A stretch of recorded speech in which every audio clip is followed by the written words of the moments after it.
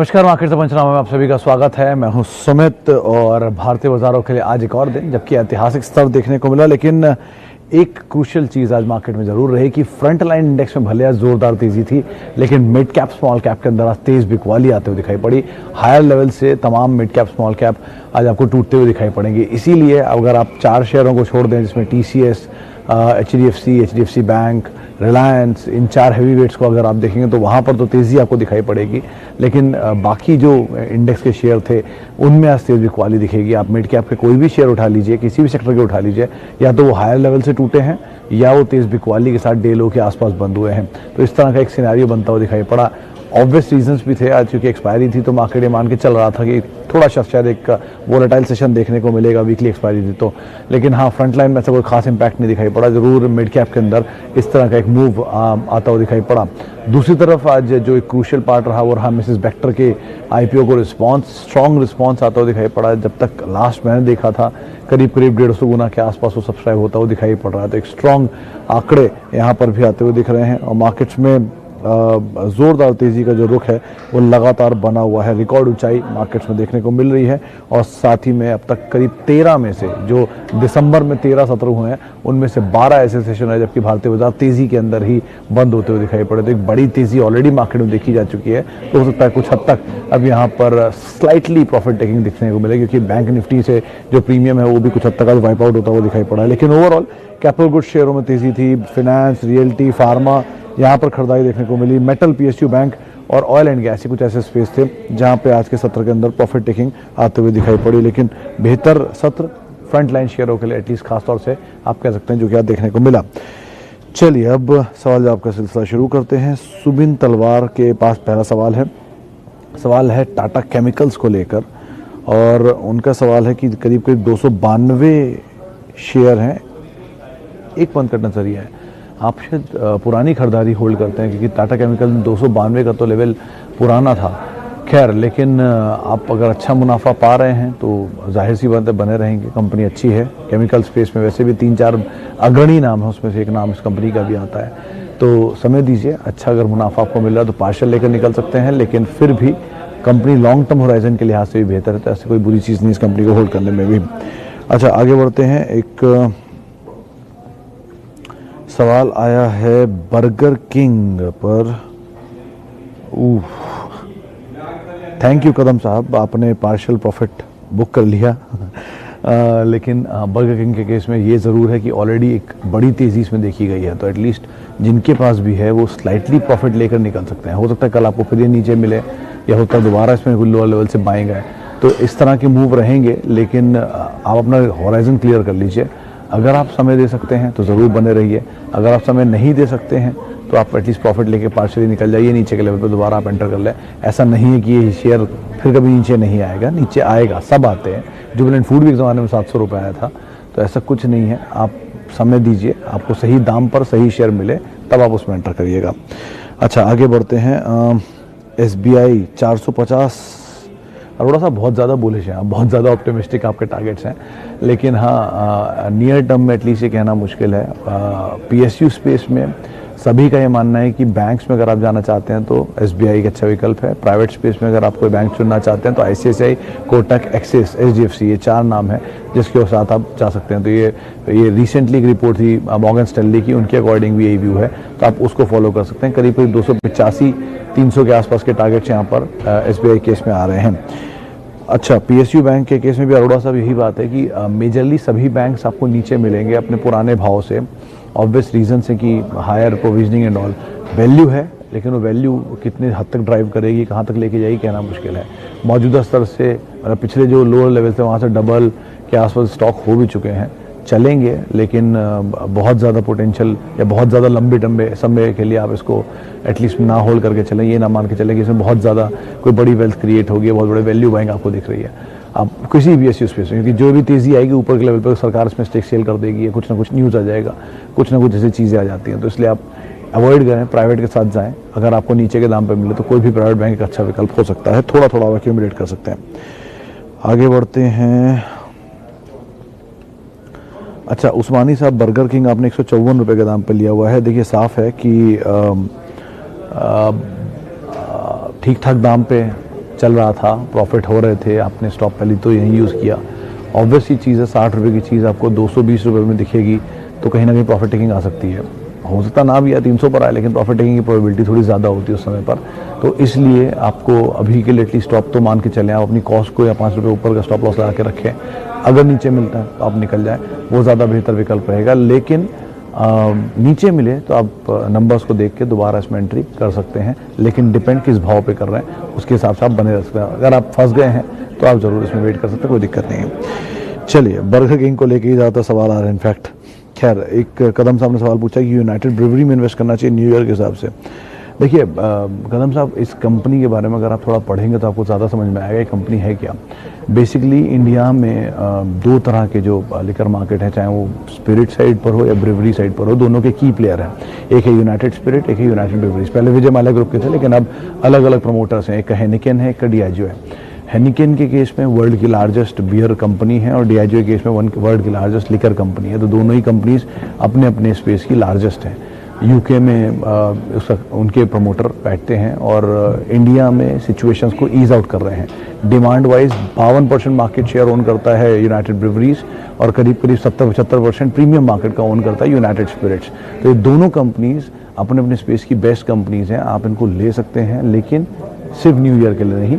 ये एक्यूमुलेट करने वाले स्टॉक है। आप ये मत भूलें कि एक मल्टीनेशनल कंपनी को एक्यूमुलेट कर रहे हैं। वो बात अलग है, उसने डिविडेंड देना शुरू नहीं किया, लेकिन जिस दिन सिचुएशन चेंज होगी उस सिनेरियो भी कुछ और होगा, तो आप उस हिसाब से आप इसको देख सकते हैं। आगे बढ़ते हैं। पीएनबी होल्ड और सेल। सिंह साहब, आज ही एक रिपोर्ट थी, 25 रुपये का टारगेट आया था पीएनबी पे। आज निकल रहा था, एक रिपोर्ट थी 25 रुपये का टारगेट था, जेफरीज की शायद वो रिपोर्ट थी। देखिए, साफ है कि कोई भी सरकारी कंपनी जितनी भी तेज चलेगी उतना सरकार आके उसमें हिस्सा बेचने के लिए तैयार रहेगी, चाहे वो सेल हो, गेल हो, बीएचईएल हो, बीईएल हो, बीईएमएल हो या बैंक्स हो। ये बहुत एक सिंपल रूल है कि जब भी कोई चीज़ तेज़ चलेगी सरकारी, अब ऑब्वियसली बात है, अगर आपके पास भी वो शेयर होंगे तो आप भी ऊपर के लेवल पे बेचने की कोशिश करेंगे। सरकार सबसे बड़ा स्टेक रखती है और उनको पैसे की ज़रूरत होती है विनिवेश के लिए या फिर बाकी चीज़ों के लिए, तो स्टेक सेल सबसे अच्छा ऑप्शन है। तो ऊपर के लेवल पर स्टेक सेल ईजिली होता रहेगा। तो जब भी कोई सरकारी बैंक या कंपनी में इन्वेस्ट करते हैं, इस चीज़ को ज़रूर ध्यान में रखें और अकॉर्डिंगली फैसला लें। शिल्पा मेडिकेयर, आयुष शुक्ला साहब, सेम लेवल पे, यानी 405 406 ये क्रूशियल लेवल है जो वो तोड़ता नहीं है हर बार आकर। अभी वो रेंज में ही है और बहुत लंबे समय से एक दायरे के अंदर कामकाज कर रहा है। तो कभी भी ये दायरा टूटता है, 490 92 ऊपर के लेवल या 95 के लेवल तोड़ता है, 500 भी तोड़ देता है, तो एक बड़ी तेज़ी देखने को मिल सकती है। तो आप इन चीज़ दोनों लेवल पर नजर रखें, नीचे 407, ऊपर 490 95। अच्छा, मार्केट क्रैश कब होगा? मिश्रा साहब, एक बात बताइए, मार्केट क्रैश होगा एक दिन, सबको पता है, और वो दिन आएगा, कभी भी आएगा, आज नहीं तो कल, नहीं तो परसों, नहीं तो नरसों, कभी भी। लेकिन उस एक दिन की उम्मीद में जो तेज़ी के इतने दिन आप मिस करेंगे वो भी तो गलत है ना। तो पैसा तो जाएगा एक ना एक दिन क्रैश में, तो उसके चक्कर में बाकी सारी अपॉर्चुनिटी क्यों मिस कर रहे हैं? ठीक है, सोच कर समझ कर अच्छी कंपनियों में नीचे के लेवल पे बाय करें, हमेशा अच्छा रहता है। लेकिन ऐसा एटलीस्ट वेट ना करें कि बाजार नीचे आएगा तो ही दिन लेंगे। हर दिन अच्छी कंपनियों के लिए अच्छे दिन होते हैं। HDFC 2400, 2200, 2000, 1800, 1600, 1200, इवन 1000, इन लेवल्स पे अगर मिलते जाएंगे तो आप एक्यूमुलेट कर सकते हैं। 10-10, 20-20, 50-50 शेयर करके आप एक्यूमुलेट करिए। क्वालिटी कंपनी है, SIP फॉर्म में भर खरीदारी करिए, अच्छा पोर्टफोलियो बिल्ड हो जाएगा। क्यों एक दिन के क्रैश का वेट कर रहे हैं, 2 दिन के क्रैश का वेट कर रहे हैं? अच्छा, आगे बढ़ते हैं। RBL बैंक 179 एक साल अवॉइड कर सकते हैं आप, इसमें से निकल कर आप कोटक, एक्सिस, ICICI और HDFC, इन 4 बैंकों पे ही रहें, वो ज़्यादा बेहतर है। NBCC, हरदीप सिंह साहब, अगर आप NBCC को, मतलब मैं शुरू से एक ही बात समझता हूँ इसमें कि NBCC 35-40 रुपये बहुत महंगा शेयर है। उसकी वजह, क्योंकि NBCC ऐसा नहीं है कि ये भाव पे ये आया था, ये जिस भाव पे आया था वहाँ से चला, वहाँ जाके इसमें स्प्लिट और बोनस है और उसके बाद ये दाम आया, तो उसके बाद टूट के 15 रुपये, 16 रुपये, 18 रुपये तक भी गया। वो लेवल इसके लिए आइडियल लेवल है जहाँ पर आप इसमें एंटर कर सकते हैं। ऑर्डर बुक साउंड है, कंपनी अच्छी है, बिजनेस ठीक है, लेकिन ऑब्वियसली बात है इक्विटी फ्लोट इतना बड़ा है कि शेयर चलना आसान नहीं होगा। तो आप उस लिहाज से इसमें रणनीति अपनी बना सकते हैं। चलिए, तानला प्लेटफॉर्म, सतीश जी भूले नहीं, 700% रिटर्न देने वाला इस साल का सबसे बड़ा परफॉर्मर है। तो जब परफॉर्मर तेज़ी दिखाता है तो उसी तरह से नीचे भी आता है। 100 रुपये की चीज़ 10% बढ़ेगी, 110 पहुँचेगी। 110 रुपये की चीज़ 10% टूटेगी तो 9.5 आ जाएगी ना, ऑब्वियस ही बात है। तो उस तरह की रणनीति हो रही है, तेज़ी दिखाई, अब थोड़ा ईज आउट हो रहा है। और जिस बिज़नेस में बिज़नेस ठीक है, ग्रोथ अच्छी है, लेकिन ऑब्वियस ही बात है बहुत सारी चीज़ें ज़रूरत से ज़्यादा परफॉर्म नहीं किया, लेकिन एंटिसिपेशन में चल रहा है।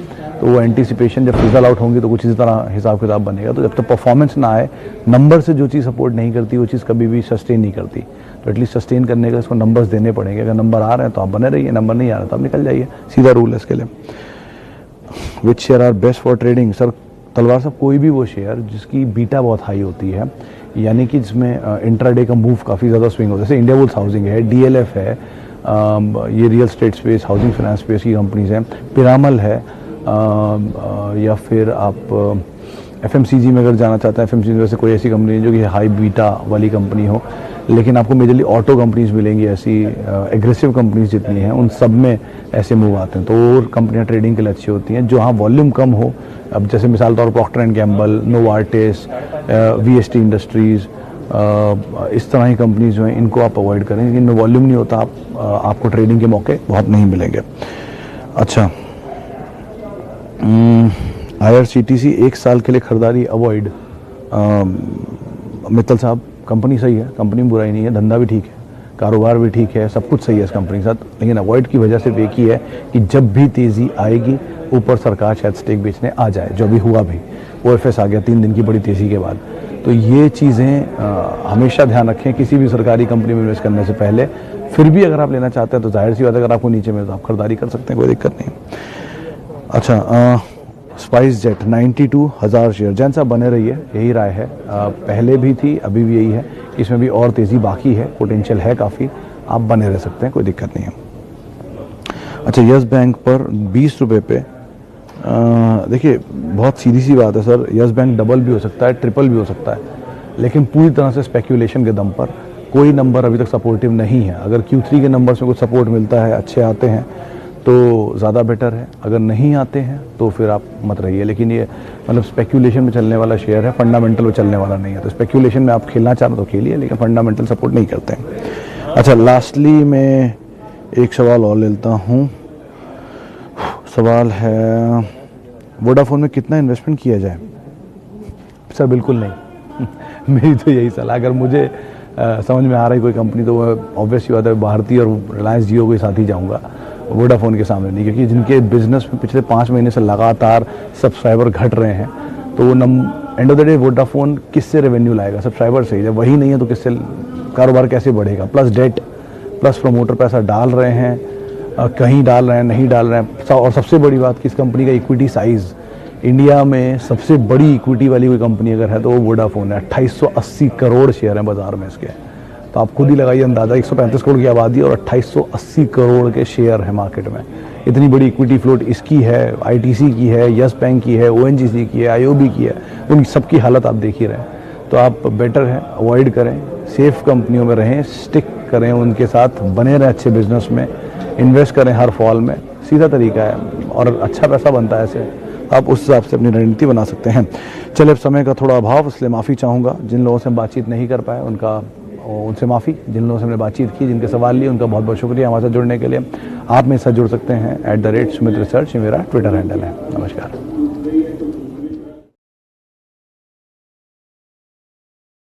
फ्रेंड्स, मिलते हैं अगले वीडियो के अंदर, जब तक के लिए गुड बाय।